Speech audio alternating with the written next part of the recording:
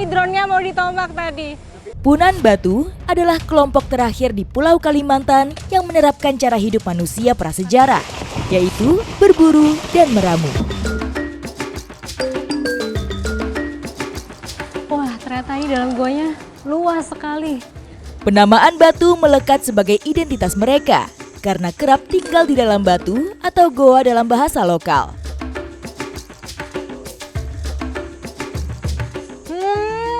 Enak sekali.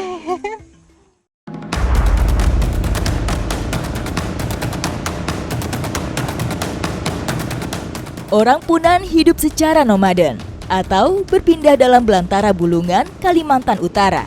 Mereka tidak benar-benar terpencil.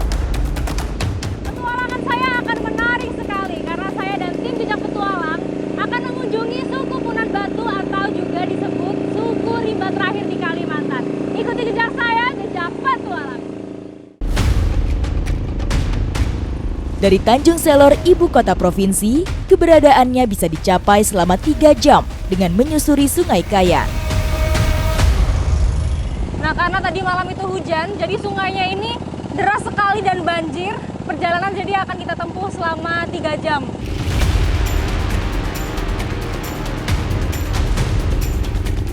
Punan Batu adalah kelompok kecil dalam masyarakat suku Punan yang tersebar di beberapa wilayah di Pulau Kalimantan.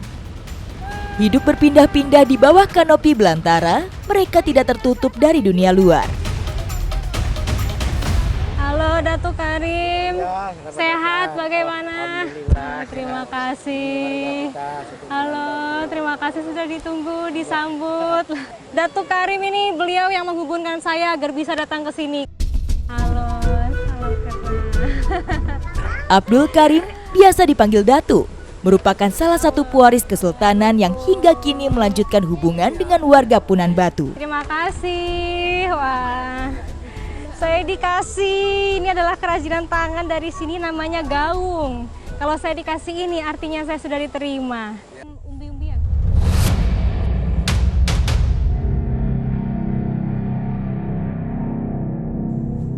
Lagi ada ini.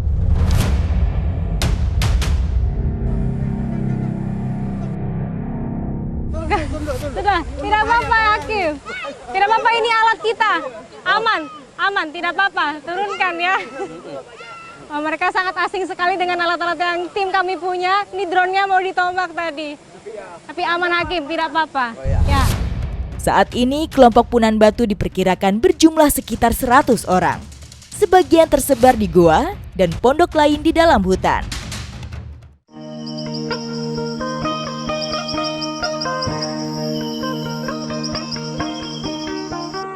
Punan adalah pemburu dan peramu. Berbeda dengan Dayak sebagai suku Kalimantan asli lainnya. Punan tidak mengenal bercocok tanam dan berladang. Mereka hidup hanya mengandalkan hasil pencarian di dalam hutan.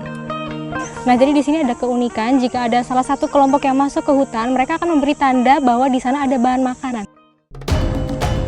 Saat berada dalam hutan, selain menggunakan bahasa isyarat tertentu, mereka juga pandai membaca tanda, terutama yang berkaitan dengan wilayah dan keberadaan kelompok lain.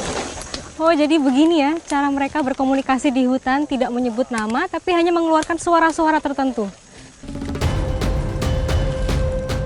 Suara yang dikeluarkan tujuannya untuk memberitahu posisi dan keberadaannya kepada kelompok lain, supaya tidak saling berebut wilayah pencarian. Ipung, saya ikut ya. Maaf, sih. Ayo toka mali hitam. Oh, ini. Mali kari tiang.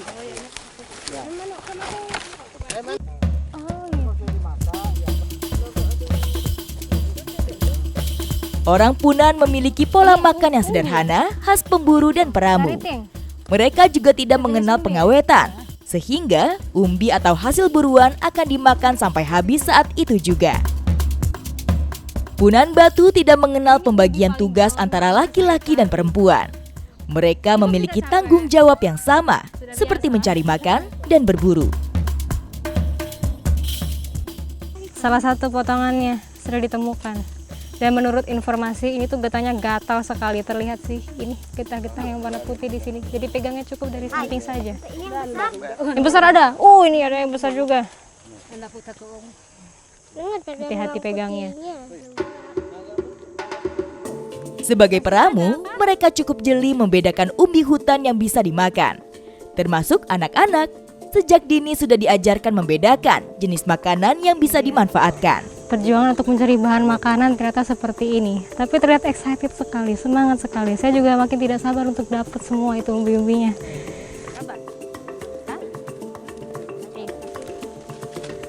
Tidak boleh berantem.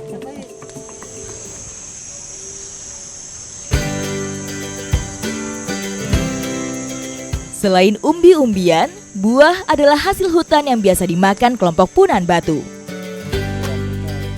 Di depan kita ada pohon buah iho namanya, seperti rambutan, mirip-mirip rambutan. Masih dicari tahu gimana cara ambilnya ini, Datuk? Nanti dipanjat ini. Oh, dipanjat? Wow. Kebiasaan orang Punan, pria dianggap dewasa ketika sudah bisa dan pandai memanjat pohon. Tidak heran, semua laki-laki dewasa di suku Punan sangat cekatan memanjat pohon. Sebagai penghuni rimba, isyarat dewasa juga tidak lepas dari kemampuan beradaptasi dengan alam. Cara ambilnya memang dipotong langsung dahannya, jadi semua jatuh, banyak sekali terkumpul. Saya coba ya. Oh, berarti ditelan, Mbak. Ayo, mereka makannya pasti ditelan. Kalau enggak, enggak kenyang. Buah seperti duku, langsat, dan rambutan mereka makan dengan bijinya. Selain kebiasaan, cara ini tujuannya agar lebih cepat kenyang. Mereka sadar, ada kalanya hutan tidak selalu menyediakan. Sehingga saat ada, mereka tidak pernah menyia-nyiakannya. Oh, yakin tadi sudah ganti baju ya? Ya, itu ganti baju.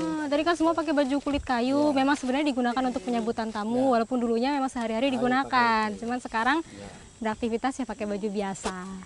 Kalau pakai itu, dia takut nyangkut-nyangkut. Nyangkut-nyangkut ya pasti. Ini apa lagi? Mana lagi nih, Hakim? Itu. Sebelah sana ya?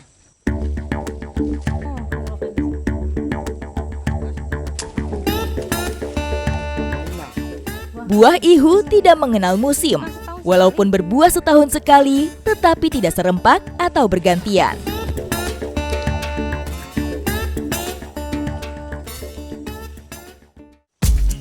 Ipum, lagi cari apa nih, Pum? Kalima adalah jenis buah khas Kalimantan lain yang biasa dimanfaatkan orang Punan Batu.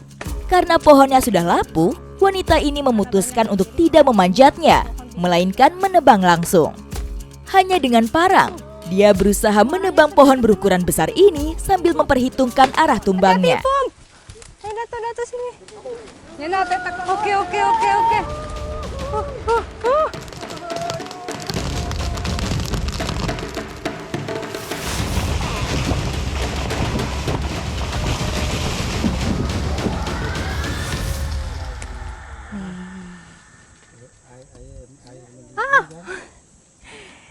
Ini dia, buah kalima. Tapi ini tidak bisa dimakan langsung. Harus diolah dulu, nanti kita makan bersama-sama.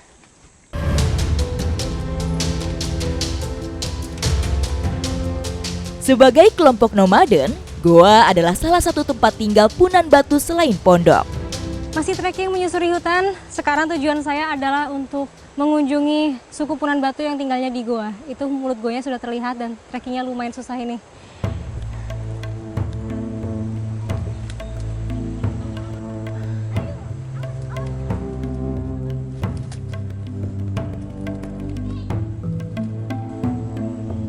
Masuk sini, Ipum ya?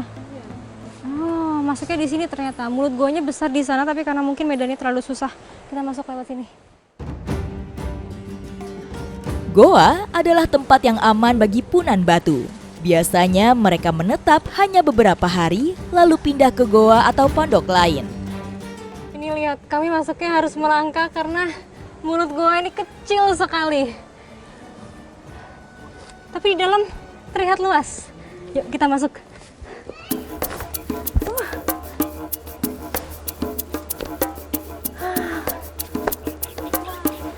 Wah, ternyata ini dalam goanya luas sekali. Sini ada Ipung sudah masak ya. Wah, sedang masak apa ya Ipung? Ipung, saya ikut ya.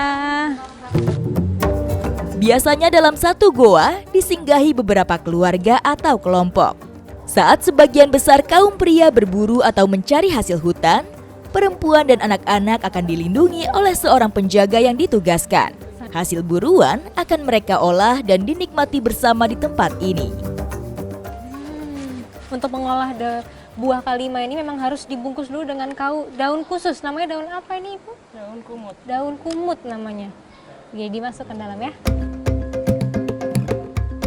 Cara masak punan batu juga masih sangat sederhana, tanpa peralatan dan beragam bumbu.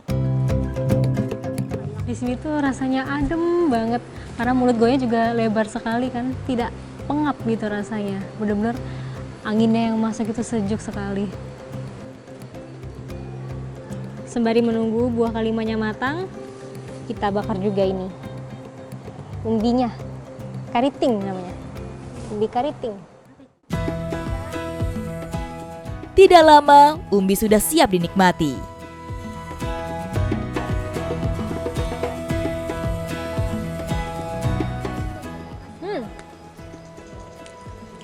Enak, ini tuh rasanya mirip singkong. Tapi dagingnya lebih bersih sekali. Dan menurut saya rasanya ada manis-manisnya. Sebagai kelompok pengembara, goa merupakan tempat yang aman untuk berlindung dari ancaman binatang serta bahaya alam. Nah, ini hari sudah menjelang gelap, kami pun juga sudah lelah sekali. Setelah ini saya juga mau ikut beristirahat dengan suku Punan Batu di Goa.